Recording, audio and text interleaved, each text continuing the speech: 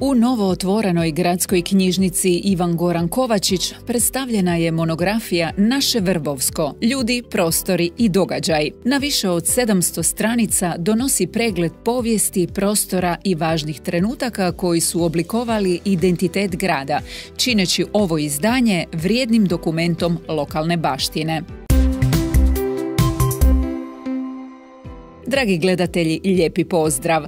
Vi gledate televiziju Vrbovsko. U svečanom ozračju nove knjižnice monografija je premijerno predstavljena građanima, okupljajući mnoge koji su pridonijeli njezinu nastanku. Gradonačelniče, nakon dugog i temeljitog procesa pripreme, monografija je konačno pred čitateljima.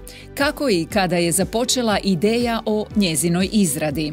Evo, ideja traje već dugo. Mi smo nekoliko mojih mandata planirali u proračunu, međutim to je vrlo teško ostvariti projekat i treba puno sudionika i puno volje i želje da se to napravi.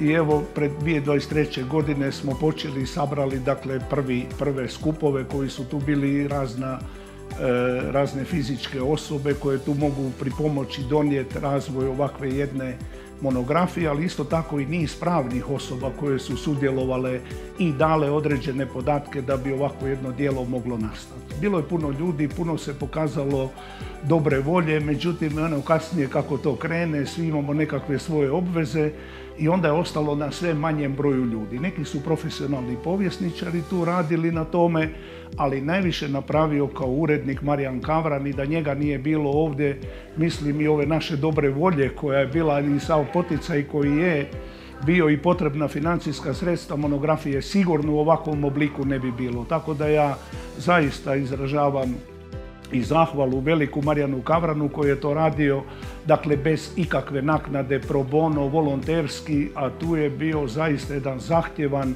rad koji je trebalo odraditi. Što ovo izdanje znači za Vrbovsko i njegov identitet? 40 godina nije bilo monografije grada Vrbovskog i ta jedna koja je bila jedna jedina, pisana u nekim vremenima kada i nije moglo biti sve obrađeno ovako kako je to sada. Dakle, sad su obrađeni i ljudi, i prostor, i događaji od prvih početaka grada Vrbovskoga pa sve do danas. Dakle, iznimno nam je važno da su obrađena sva područja života u gradu Vrbovskom, ali isto tako mi smo kroz prikupljanje podataka za ovu monografiju prikupili toliko slika, toliko tekstova, toliko dokumenata da bi mogli napraviti još 3 ili 4 takve monografije. Oni će biti digitalizirani i dostupni po područjima, dakle, novim generacijama i mladim ljudima koji će moći, dakle, svako područje posebno razvijati. Ne raditi novu monografiju, nego upravo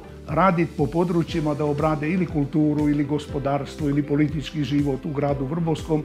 Tako da, evo, ova monografija je veliki temelj za rad dalje. Iza ove opsežne knjige stoji dugotrajan i zahtjevan rad. Gospodine Kavran, kako je tekao proces nastanka ove knjige i s kakvim ste se izazovima susretali?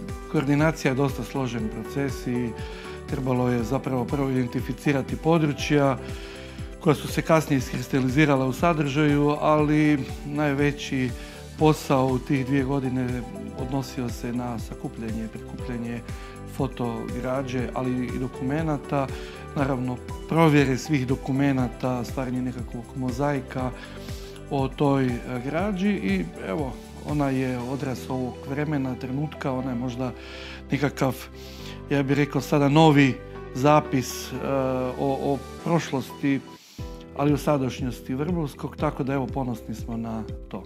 Koje biste dijelove posebno istaknuli kao ključne za razumijevanje identiteta ovog grada? Neosporno kako ovdje postoje arheološki nalazi o postojanju života u prapovijesno vrijeme, znači imamo spilje. I utvrđeno je evo kako u Tetinjoj jami, u Lukovdolu i u židovskoj hiši u Zaumalu je život bio organiziran zaista od prvih početaka, jel? A onda kasnije Taj život je tekao već uvjetovan nekakvim prometnim komunikacijama. Rijeke, ovdje su dvije rijeke, Dobra i Kupa, koje su zapravo, njihove doline su bile glavni koridori koje su koristile i rimska vojska i kasnije sve druge vojske koje su dolazile. Najveće ograničenje nastalo je turskom najezdom i zapravo Osmansko carstvo je bilo ovdje znači Gomer je u nekom trenutku bilo i dio vojne krajine, tako da zapravo borbeni, vrlo ratoborni scenariji su se odvijali na ovom području, utjecali na život ljudi, ali ove ceste koje su nastale, te dvije ceste, Karolina i Luizijana, su zapravo odredile budućnost cijelog kraja. To su bile najmodernije ceste Europe tog doba i one su zapravo otvorile panonski prostor prema moru i onda je ovdje nastao život, prva doseljavanja, veća doseljavanja. Monografija Naše Vrbovsko, ljudi, prostori i događaji ostaje trajni zapis o gradu i njegovim vrijednostima, istovremeno simbolizirajući povezanost prošlosti, sadašnjosti i budućnosti.